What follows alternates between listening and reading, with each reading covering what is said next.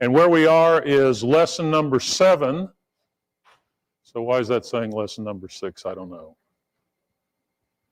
This could be a sign of disaster here.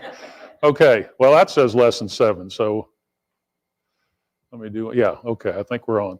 So think of God's promise to Samuel, 2 Samuel 7, and the different elements. He's going to make David a house, that is a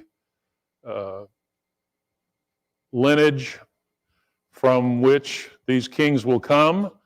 They will have offspring. He will establish a kingdom for them, and then one of his would build this house for his name. That's an important feature of what we're looking at in the history of the united and divided kingdom. There was to be a father-son relationship, and if that son goes astray, he's going to be corrected. And so as we think about the different kings tonight, as we go through some of these, just think about the steps of correction that are taken as we go along. But the steadfast love of God is not going to depart like he took it away from Saul, and ultimately he's going to establish this, he says, forever. So that's a lot to promise, isn't it? And think about being a people who are looking at that promise, trusting in God and all that that involves, and not knowing the future. So here is the kingdom, united at first, then divided between Israel in the north, Judah in the south. And so that northern kingdom is traced primarily in 1st and 2nd Kings. And you can actually go back to 2 Samuel and find some of that history. Actually, 1 Samuel 2. But we said about this narrative in Kings that one of the main thrusts is to make it apparent to the people who've gone into captivity as to why they're there. And so as you read through those accounts, we said there are 9 dynasties in the northern kingdom, 19 kings, so a couple of dynasties that are lengthier, the 4th and the 5th. And when you take Elijah and Elisha and put them alongside these different kings, what you get is a picture in which God is actively seeking after these rulers and their influence of idolatry and its effect. They're trying to counteract that. So Elijah and Elisha. Okay, and we said there's the entirety of the northern kingdom. The kings of Israel, mostly evil. Mostly did evil. Lots of conspiracy. Jeroboam really got things started when he broke off and rebelled, albeit maybe some justification for rebelling, at least for protesting. And then the kings followed suit, and we've got those 2 key dynasties. It ended up in captivity. Now, compare that with the southern kingdom. Rehoboam and Judah were that kingdom, and we said 1st and 2nd Chronicles emphasize what? Okay, they start with a genealogy, 9 chapters of genealogies, and they really talk about all of Israel, encompassing not just one nation, but everybody. And then what's true of the rest of the history? Are there ups and downs and bumps and bruises? Sure. But what? Yeah, okay. God's faithfulness is something they can rely on. And they need to rely upon it because of their sinfulness, because of some of their failures, and then when they go away into captivity and they come back, they don't have a king. And so what are they going to rely upon? Yes, they rebuild the temple, not to its previous glory, but what is God going to do for them? Well, this narrative is going to help them understand that God can work through situations and circumstances. And this God speaking to Solomon a second time in 2 Chronicles 7, among the things he says is, I've heard your prayers, and when I do things from heaven, what's his action going to depend on, according to verse 14? I think it's verse 14, maybe it's verse 13. What's that next verse say? If I'm in heaven and there isn't any rain, or the locusts are devouring the land, etc., what do my people need to do? Okay, humble himself. In fact, a whole list of things that are mentioned there. Humble, pray, seek, turn. And if you do that, I will forgive, and I will heal, and my eyes will be open, and my ears will be attentive. And then if you'll walk like David did, I'll establish your royal throne. So this is just before the kingdom divides, but here is the promise, north or south, even after the divide. This is what you need to do. So what we've been looking at is to see in the southern kingdom how well they did or didn't follow this. So real quickly, just kind of looking passing at these different ones. Rehoboam, yeah, he made it tougher. And I said there, first of all, greater service is going to be tougher, almost reminiscent of Egyptian bondage, way back when they came out of Egypt. So he's going to make it tougher. But in chapter 11, the priests and Levites do return back to the south because they've been shut off up there in the north because of the idolatry of Jeroboam. And yet they abandon God, unfaithful, and so Shishak comes up from Egypt and invades. I didn't finish my last thought there. And so, as a result of that, notice, the princes and the king humble themselves. And that's what God said. If you turn, if you repent, then I'll change my will toward you. Okay, Abijah was a good king. He was outnumbered 2-1 by the nation of Israel to the north, and yet God enabled him to win a victory because it says he relied upon the Lord. So another instance of what these people, they're doing what God said to do. All right, the third king, Asa, he removes idolatry. He commanded the people to seek the Lord. So they're on the right track, aren't they? He defeated the Ethiopians, and he asked the Lord to help them. There's none like you, he said. He made a covenant with the people to seek the Lord, and he even removed his mother because of the evil she was doing. Imagine that. So he took care of that situation. And yet he sent some of his temple treasure up to Syria in order to allow Ben-Hadad to sort of counteract the northern king, Baasha. And so he did foolishly. He ended up dying and being affected by his feet being diseased. Okay, so kind of a mixed bag there as far as Asa. But here is this one passage we looked at, chapter 16, verse 9, that was really said to Asa in order to get his attention. The eyes of the Lord run to and fro throughout the whole earth to give strong support to those whose heart is blameless toward him.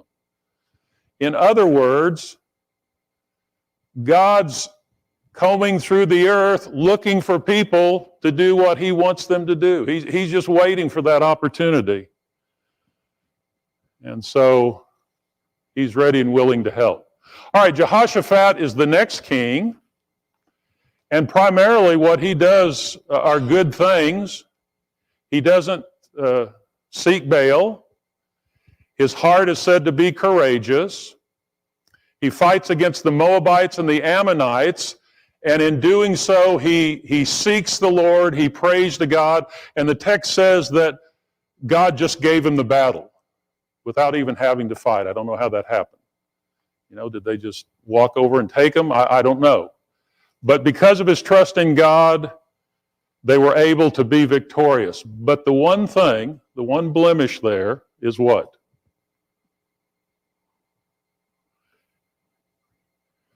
He transacted a marriage between his son and Ahab's daughter. And apparently because he had fought with Ahab, that battle where they called on Micaiah the prophet, and all the other prophets were saying, yeah, go ahead, and Micaiah objected. Well, Jehoshaphat and Ahab were involved with that, and maybe that's why they formed this alliance. But we're going to see what kinds of consequences result from that. Okay, Jehoram was his son, and Ahab died in that battle. Jehoshaphat escaped, but then his son, well, he gives his sons, it says, gifts and treasures and possessions, and then as soon as Jehoram got on the throne, he wiped out his other brothers. So we've got a little of that, taking care of the others in the southern kingdom as well. And it's said that he was like the kings of Israel, but the Lord spares him. It says he gave him a covenant with David, and he didn't allow his lamp to go out. So think about the little lamp in the corner of the house there. It's still just barely, dimly shining, and you can see that lamp. And that's because God was willing to help him. Okay. He was attacked. I think the Philistines and the Arabians, his sons were killed. All of them except for Ahaziah, also named Jehoahaz. But Jehoram actually ends up dying of a terrible disease. So again, kind of a mixed bag between some things he did all right and other things that he didn't. Well, let's see about his son Ahaziah. That's this surviving son. And his mother is Athaliah, who had married Jehoram. And Athaliah was the daughter of Ahab, so her influence is being felt. And so she's able to influence toward wickedness. He actually fights with Jehoram against the Syrian king, Hazael. And he gets caught up in that battle. And he doesn't get killed in that battle, but he gets killed by Jehu, who is charged by Elisha to go and get revenge on Ahab and his family. And so here's Ahaziah in the middle of this battle, and Jehu takes him out while he's at it. So probably not what was intended, but that's what happened. Wrong place, wrong time there. Okay, so in the absence of Ahaziah, her son, Athaliah takes the throne, and I think we said last time the first thing he does is to wipe out all the other descendants. Or so we think, because Joash is hidden. So let's just kind of plot this out on the map here. So here are the northern kings on the left, and then you've got Asa, Jehoshaphat, and Jehoram. Okay, three generations there. So Athaliah is Ahab's daughter, Ahaziah's sister. She marries Jehoram because Jehoshaphat and Ahab go fight this battle together, and Jehoshaphat works out this marriage between his son Jehoram and Athaliah. And then we said Jehoram, once he takes the throne, he decides to wipe out all his other brothers. All right. And then when he's gone, Ahaziah comes along. He's the only son that survives from the attack that's made against Jehoram and his family. And so he reigns. His mother is his counselor. That's going to be bad news, isn't it? And so when he dies, Athaliah takes over. So effectively, she's another ruler, not really a king as such. And so she wipes out her grandchildren. I think that's about where we got. And if we got beyond this, we'll just go back over it quickly. So, what happens here? How do we avert this, everybody getting wiped out? Do you remember? Pardon me? Okay, yeah. Joash is hidden by Jehoiada, a prophet. And actually, if you want to get complicated with these names, Jehoshabeath, who is Jehoiada's wife, but she's also Ahaziah's sister. She takes Joash and hides him. They hide him for 6 years.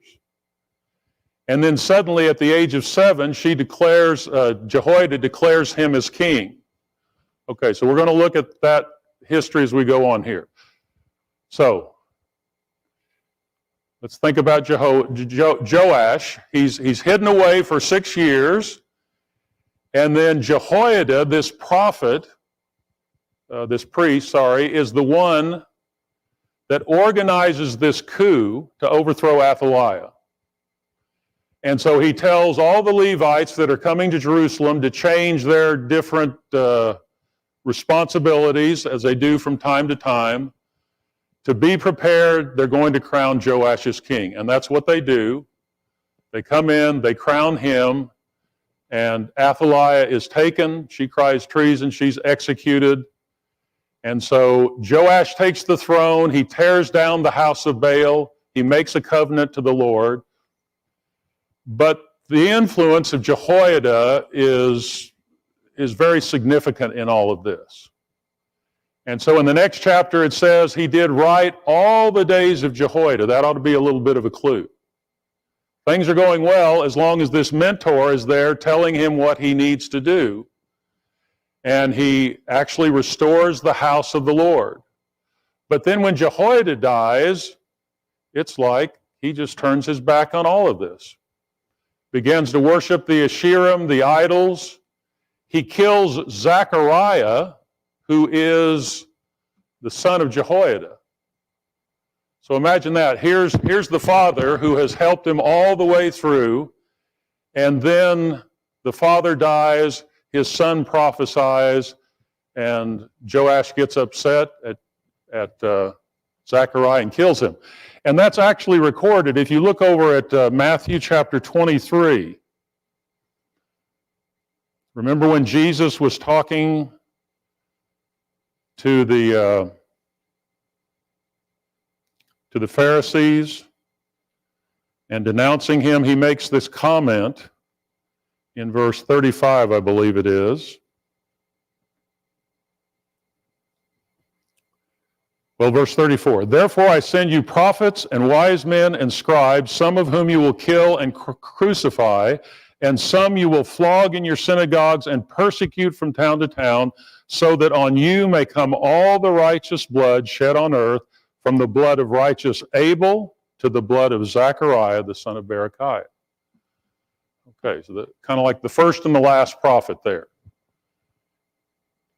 And so Joash continues to do evil. He's defeated by the Assyrians, and God abandons him. All right, his son Amaziah takes the throne. He's said to do right, but not with a whole heart. He kills, his father's actually killed by some servants when he is abandoned there. And so he kills those servants, but he doesn't kill the children. And the principle in not killing the children is, you know what the principle is? What's the Old Testament principle about fathers and children? What? Yeah. Okay. So you don't suffer for the sins of the father, and so they don't kill the children. All right, so he listens to the prophet who tells him that he needs to disband the army that he has mustered up from Israel as well as from Judah. And so he takes his own army, he goes south to Edom, he defeats the Edomites, but once he does, he takes their gods and he brings them back and begins to worship them. And of course, that's upsetting to God. And so he is ultimately defeated. He has to flee to Lachish, and he is put to death. So you see with a lot of these that there are good and bad mixed in. Sometimes they're serving God, sometimes they're not, and they pay the penalty when they don't. All right, Uzziah reigns for 52 years. The number in parentheses there is the number of years they reign. So roughly equivalent with Jeroboam II in the north. Assyria was kind of dormant at this time. And so both of these kingdoms were able to prosper to a large extent. Prosper economically, prosper socially, but not prosper spiritually. All right, so long reigns by both of those kings.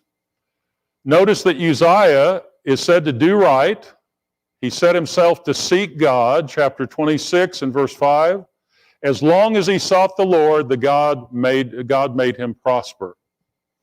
He was said to be successful in his building projects, agriculture, war, the army that he raised, and it said that God helped him. But what happened? He grew proud. Do you remember how he evidenced his pride? Kind of like everything's going well, but he got kind of proud of what he was doing.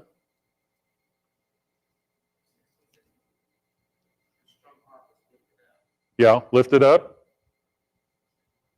Goes into the temple and he burns the incense. And the priests rebuke him for that, and he gets angry. And what does God strike him with? Leprosy. That stays with him for the rest of his life. He dies a leper. So kind of a sad tale after having done pretty well to start out with, and then not so well toward the end. All right, so that leaves us with the three that we want to look at tonight, and really one of those is not that involved. The first one, Jotham. But if you looked on your lesson sheet, you saw that Jotham is known for obedience and being blessed by God. Ahaz, unfaithful, we'll notice that in a moment. And then Hezekiah, known as a major reformer. So let's look at these three. First of all, chapter 27, 2 Chronicles. All right. What do we read about Jotham?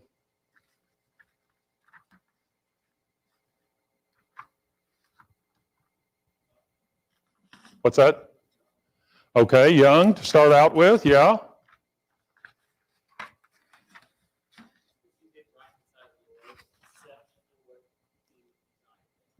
Okay. Yeah, and the way I read that was that he didn't do what King Uzziah had done, okay? So, yeah, he did what God wanted, and he didn't get caught up with himself, apparently. Now, the very next part of the verse says, but the people did what? Yeah, they're following corrupt practices. So here's a case where the king is doing right, and he's trying to set the right example, and yet the people are kind of caught up in doing what they want to do. Nevertheless, we're told that he's successful in different building projects that he has. He fights with the Ammonites, and he ends up taking tribute from them. And then in verse 6, what is said about Jotham? Yeah, he becomes mighty. He orders his ways before the Lord his God. So, not a lot said, 16 years that he reigns, but a lot to commend him, isn't there? Okay.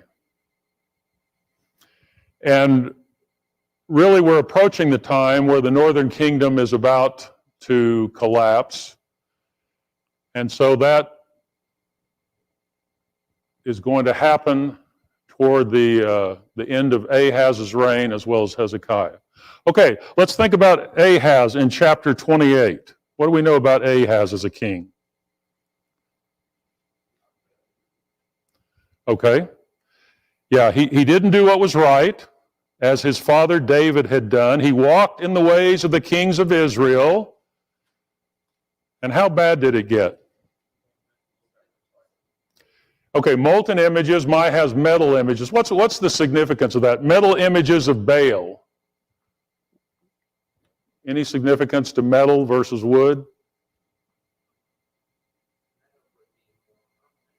More permanent? Probably more expensive, I would think. You know, more effort made into providing that, but certainly it'll be there for a longer time. All right, what else does he do? I think he made offerings and sacrificed his sons as an offering. Well, what about that?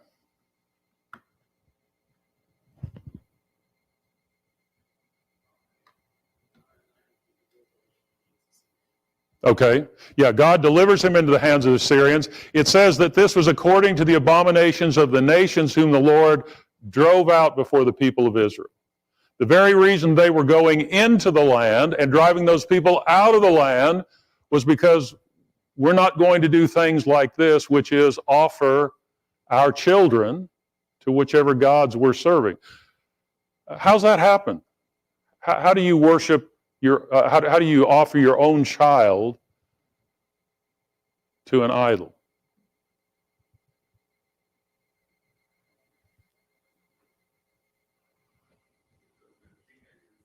It's probably not the right answer. Now, they could have been, yeah, I mean, it's right, they could have been.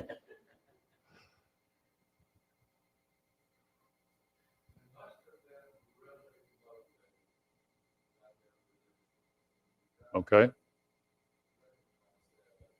Okay. All right. Yeah. You must be a part of whatever it is you're doing. You must believe very much in what is being offered to think that that's going to have some efficacy as far as the outcome of things. And of course, it was common among those people. You know, the idea is possibly in terms of fertility, whether it's the land or whether it's children or whether it's cattle or crops, whatever it is, that, you know, if you give something up, why then you can gain something as a result. Derek? Okay, yeah. Okay. All right. Yeah. The whole reason for driving them out. Okay. We want you to be different is the idea. Okay. Then as you follow on there, verses 6, 19, 21, what are some other things that are said? The Syrians came along and they oppressed them because of what they had done. And actually, we're told, well, let me back up.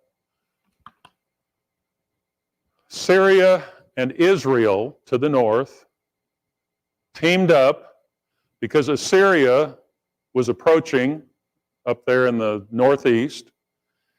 And so over in Isaiah chapter 7, Pekah in Israel and Rezin from Syria band together and they come to Ahaz and they're kind of threatening him, if you don't help us against Assyria, we're going to go to battle against you. And then Isaiah comes along, and you know this passage, Isaiah chapter 7, he says, God will give you a sign if you'll only ask. And Ahaz says what? Oh, I wouldn't dare to ask the God of heaven. You know, I wouldn't ask. And so God says, Isaiah says, I'll give you a sign. What sign does he say he'll give them? A virgin shall conceive and have a son, and you shall call his name Emmanuel. Okay? That's the context of what happens in this setting. So, Ahaz doesn't trust on God. He trusts on himself, as a result of which both Syria and Israel, as are detailed in this chapter, come against him, and they exact penalties as far as what they do. Okay? So, they suffer from Syria and Israel. Some of them are taken captive by Israel, and God rebukes them, and some of those from Israel return them back. But Ahaz is rebuked for his unfaithfulness. And notice, Ahaz is going to kind of rely upon maybe Assyria will help me out. Well, he ends up having to pay tribute to Assyria. So he loses out all the way around. Then at the end of the chapter, he's said to become even more faithless. And then he decides, well, you know, those gods up in Syria were pretty successful in what they did in dominating us. Why don't we go worship them? And he sacrifices to them. And then look at how the chapter ends. What's he end up doing in verse 24?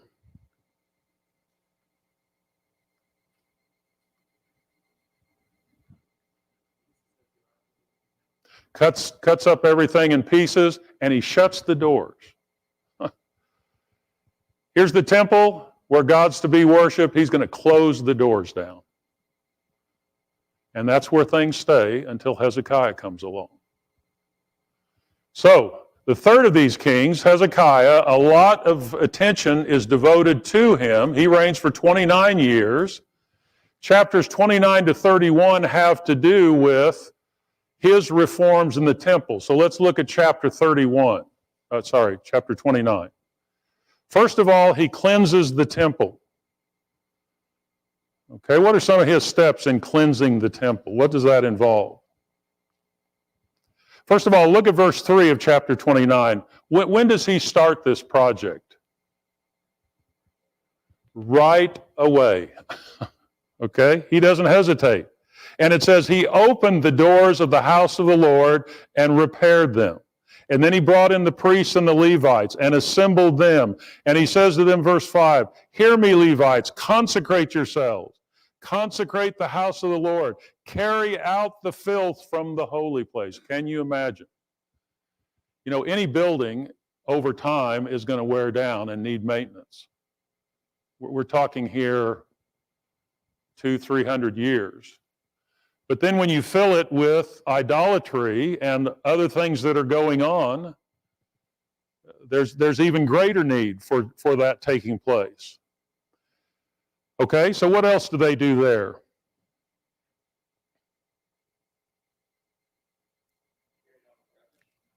Okay, carry the rubbish. They confess to God they've been unfaithful.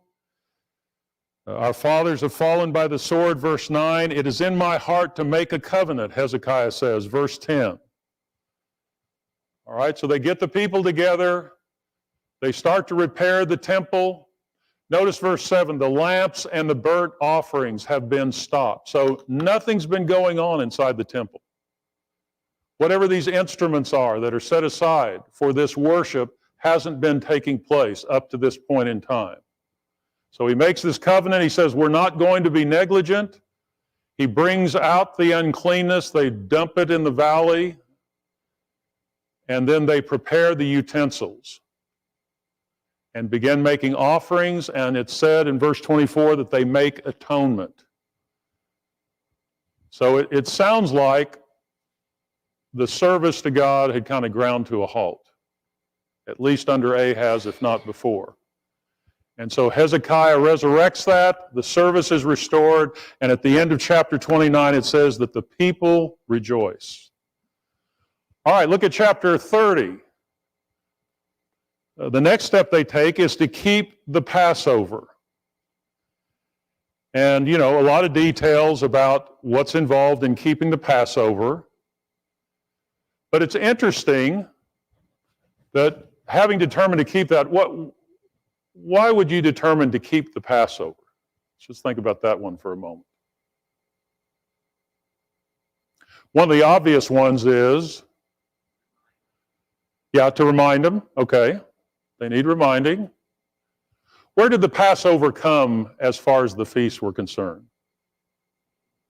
First one, first month, 14th day. So, probably the obvious one was, apparently it was time for that to take place. But the Passover was the first one. It commemorates Israel coming out of Egypt. Well, isn't this kind of like a new start that they're making here? And so they actually delay it because they're not all clean in order to partake of this feast. And notice, he sends out couriers to the rest of Israel. Now, the northern kingdom has now been taken away into captivity, but there are obviously some Israelites that didn't go into captivity. And so these couriers go to them, and they're said to have been laughed to scorn, but some of them do respond. Look at verse 11. "However, some men of Asher, of Manasseh, and of Zebulun humbled themselves," there's our word again, "and came to Jerusalem. The hand of God was also on Judah to give them one heart to do what the king and the princes commanded by the word of the Lord." And so they come together, they humble themselves, they keep the Passover, and there is great joy that is said to attend what they do. Look down at verse 19. For Hezekiah, 19's in there somewhere, right before, for Hezekiah had prayed for them, saying, may the good Lord pardon everyone who sets his heart to seek God, the Lord, the God of his fathers, even though not according to the sanctuary's rules of cleanness. So they had to do differently because of a delay, but he says we're going to seek God in what we do. All right, finally in chapter 31, the worship is reestablished, and Hezekiah makes provision. He reorganizes the priests and the Levites to serve. They bring tithes and offerings, and just as in the case when David was collecting provision for the temple, and just as when the children of Israel were out in the wilderness collecting things for the tabernacle, they had more than they needed. And now they're able to store those in the temple for use. And notice that I said here, it requires not just the priests and the Levites being involved, but all the people being involved in what's taking place here.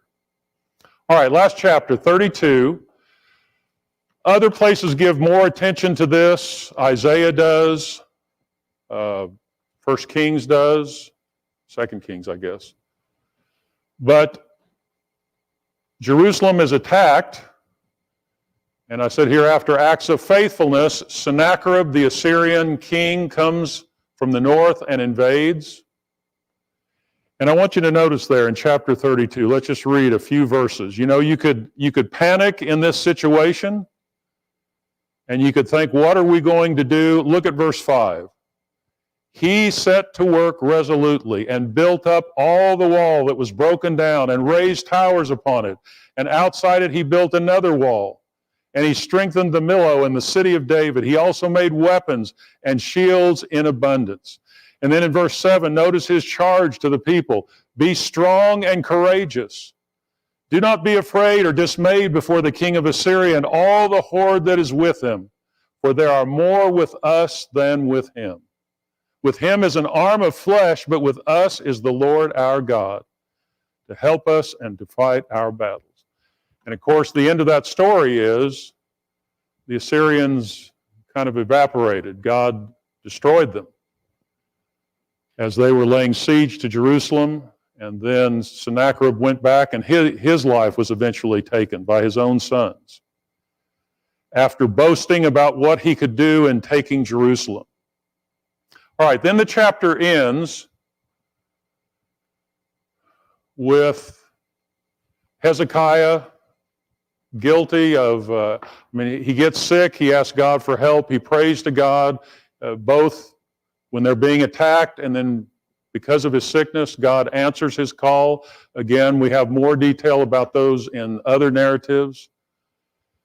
But here he does those things, and finally, he allows the Babylonians to come in and to see all that he has. He shows them all that he has, and God is upset with him about that and says eventually the Babylonians are going to come and take what you've got, not just look at it. Okay. So those three kings, Jotham, Ahaz, Hezekiah, and we're left, here we go. Humbles himself, blessed, and it said that he would be tested concerning the Babylonian envoys. All right. So, 12 down, 7 to go, 19 kings in the south, 19 kings in the north, 38 kings. Hard to keep up with all that, isn't it? But there is a pattern in the south, and that is that some of them trust God at least for part of the time, and then, of course, some of them disobey God. And God is going to use all of that to accomplish his ends, to eventually have a king through whom he will rule on David's throne forever. All right, next time we'll do lesson 8, lesson sheets in the back, and we'll go on from there.